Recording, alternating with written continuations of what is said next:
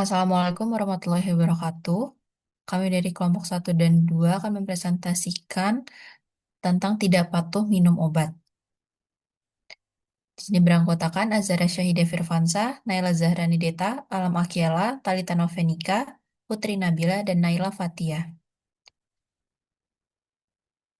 Kepatuhan minum obat. Definisinya sendiri yaitu merupakan tingkatan kesesuaian perilaku pasien dalam menggunakan obat sesuai dengan anjuran, seperti dosis, waktu penggunaan, frekuensi minum obat, dan juga lama terapinya.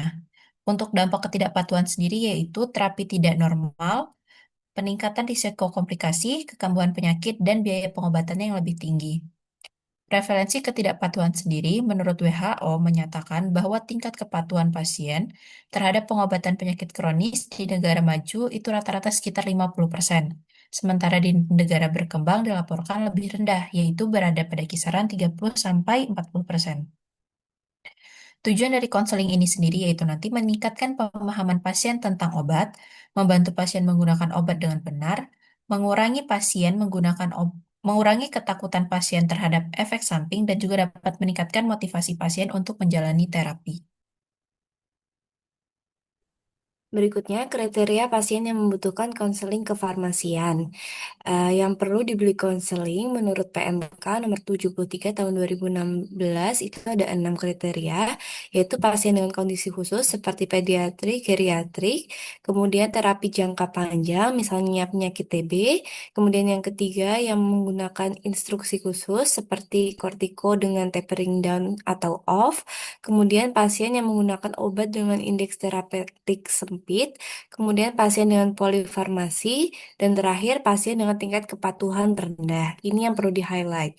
Kemudian sarana konseling. Pasien dapat diberi konseling obat di ruang konseling untuk memberikan kenyamanan dan menjaga privasi lebih bagi pasien. Kemudian pelaksanaan konseling dilakukan oleh apoteker, kemudian menjaga kerahasiaan dan privasi pasien.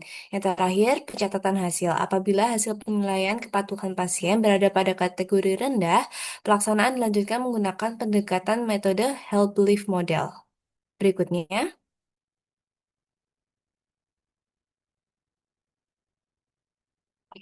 berikutnya faktor risiko penyebab ketidakpatuhan. Yang pertama, komunikasi buruk. Komunikasi yang buruk menyebabkan pasien salah memahami petunjuk aturan pakai, kemudian pengetahuan pasien. Pengetahuan kurang dan kemampuan baca terbatas terkait indikasi, cara pakai, dan manfaat klinis obat.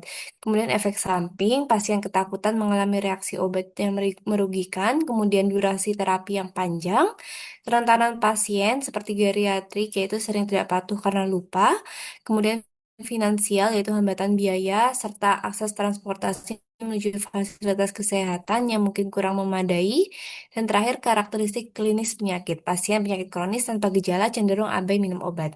Kemudian tipe perilaku ketidakpatuhan dibedakan menjadi dua, yaitu disengaja maupun tidak disengaja.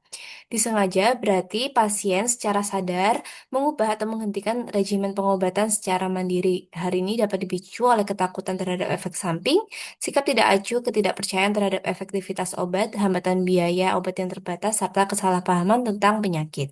Kemudian yang tidak disengaja yaitu merupakan hambatan pasif yang dialami pasien meski memiliki intensi dan keinginan untuk patuh pada terapi.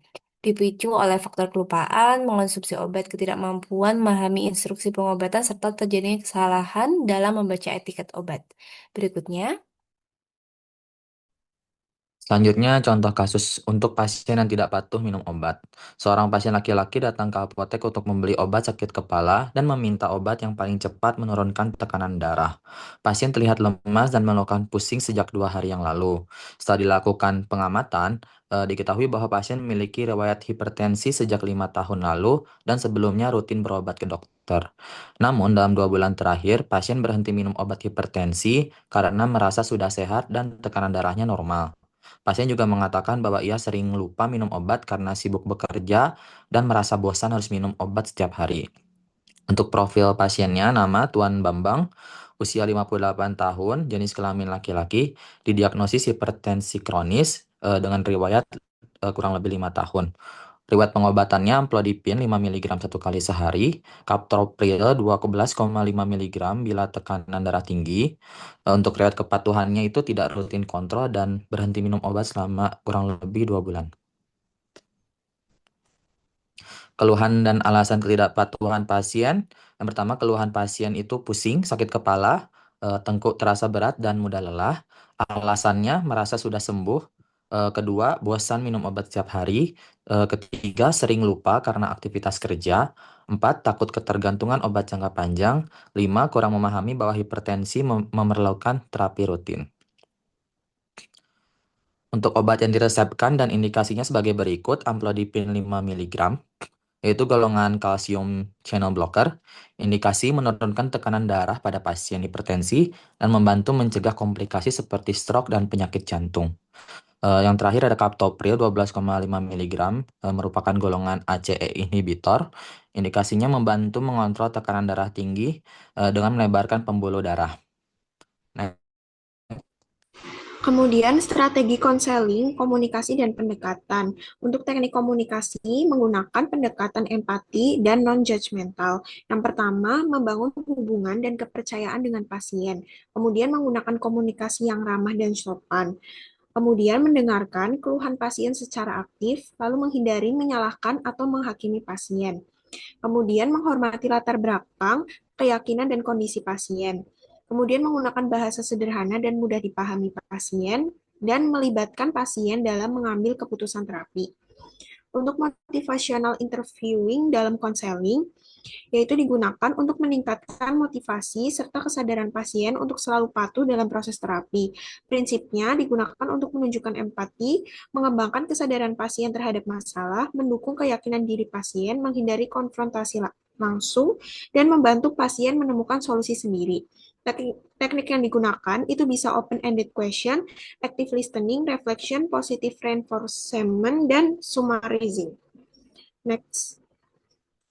Kemudian untuk patient assessment itu ada faktor penyebab dari ketidakpatuhan. Faktornya bisa dari pasien, karena pasien tidak merasa penyakitnya serius, kemudian merasa obatnya tidak efektif, kurang dukungan dari keluarga, serta kurang pengetahuan tentang penyakit. Untuk faktor terapi, itu bisa regimen obatnya yang kompleks, efek samping dari obat, dan durasi terapi yang lama. Untuk faktor komunikasi, biasanya penjelasannya kurang jelas, pasien tidak dilibatkan dalam keputusan, dan hubungan antara pasien dan tenaga kesehatan yang kurang baik.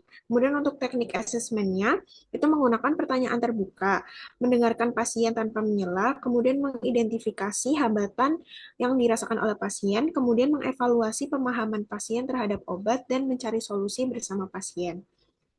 Next. Untuk prinsip three prime question dan show and tell method. Three prime question itu digunakan untuk resep atau obat baru agar mengetahui pemahaman pasien. Pertanyaannya itu ada apa yang dijelaskan dokter tentang obat Anda, bagaimana cara menggunakan obat Anda, serta efek apa yang diharapkan setelah menggunakan obat. Kemudian untuk show and tell method itu digunakan untuk memastikan pasien memahami penggunaan obat seperti inhaler, tetes mata, dan obat khusus. Pertama, dilakukan pasien menunjukkan cara penggunaan obat. Kemudian apoteker dapat mengamati dan mengoreksi. Untuk tujuannya itu untuk memastikan pemahaman pasien, mengurangi medication error, serta meningkatkan kepatuhan terapi. Pada tahap implementasi konseling, apoteker melakukan konseling secara bertahap agar pasien dapat memahami terapi dengan baik. Langkah pertama yaitu membuka komunikasi dengan ramah dan bangun hubungan yang nyaman dengan pasien. Setelah itu, apoteker menggali masalah serta penyebab ketidakpatuhan pasien terhadap pengobatan. Selanjutnya, apoteker memberikan edukasi mengenai nama dan fungsi obat, dosis atau keadaan pakai, waktu penggunaan, efek samping, serta pentingnya kebutuhan terapi. Setelah edukasi diberikan, apoteker juga membantu memberikan solusi yang sesuai dengan kondisi pasien. Beberapa solusi yang dapat diberikan yaitu penggunaan pill organizer untuk membantu mengatur jadwal obat, penggunaan alarm atau aplikasi pengingat minum obat, serta simplifikasi regimen atau penyederhanaan jadwal pengobatan agar lebih mudah dijalankan pasien. Di akhir konseling, apoteker akan mengevaluasi pemahaman pasien dan mendokumentasikan hasil konseling seperti masalah yang ditemukan, edukasi yang diberikan, solusi yang dilakukan, dan rencana tindak lanjut pasien. Selanjutnya, evaluasi dan monitoring. Untuk evaluasi keberhasilan konseling atau follow up itu dengan metode pertama bisa kunjungan ulang seperti 1 sampai 2 minggu, lalu bisa telepon atau via chat melalui WhatsApp, lalu pengisian formulir kepatuhan, koordinasi dengan dokter ataupun edukasi berulang. Untuk waktunya yang disarankan antara 3 sampai 7 hari pertama seperti evaluasi awal setelah konseling, lalu 2 minggu ada yang tindak lanjut untuk menilai kepatuhan awal dan efek sampingnya. 1 bulan mungkin bisa evaluasi komprehensif termasuk hasil tekanan darah dan penyesuaian terapi jika perlu. Lalu untuk rutin 3 bulannya untuk pemantauan jangka panjang kepatuhan, efektivitas terapi, dan kualitas hidup pasien. Next. Untuk indikator kepatuhan yang dipantau, ada indikator klinis, itu tekanan darah yang mencapai target kurang dari sama dengan 130/80 mmHg atau berkurangnya keluhan, lalu pasien datang kontrol sesuai jadwal. Lalu indikator kepatuhan minum obat seperti pill count sesuai dosis yang seharusnya dikonsumsi, lalu skor MMAS, lalu refill obat tepat waktu sebelum habis. Setelahnya, itu ada indikator pemahaman pasien seperti pasien mampu menjelaskan nama, dosis, dan cara pakai obat, lalu pasien memahami bahwa hipertensi memerlukan terapi seumur hidup, dan yang terakhir, pasien dapat mengenali dan melaporkan efek samping obatnya. Lalu untuk merujuk ke tenaga kesehatan lain, jika untuk rujukan ke IGD, untuk tekanan darah lebih dari sama dengan 180/120 mmHg, atau nyeri dada, sesak nafas, kelemahan atau kebas satu sisi tubuh, itu bisa jadi tanda stroke atau penurunan kesadaran. Untuk rujukan ke terencana ke dokter atau spesialis, itu bisa jadi karena tekanan darah tidak terkontrol, mesti sudah patuh minum obat, atau bisa jadi efek samping obat persisten yang tidak tertangani, ataupun suspek penyakit penyerta baru. Lalu rujukan ke psikolog atau konselor itu jika terdapat depresi, kecemasan, atau masalah psikososial yang menghambat kepatuhan. Next, baik, terima kasih. Sekian presentasi dari kelompok kami, kurang lebih mohon maaf. Wassalamualaikum warahmatullahi wabarakatuh.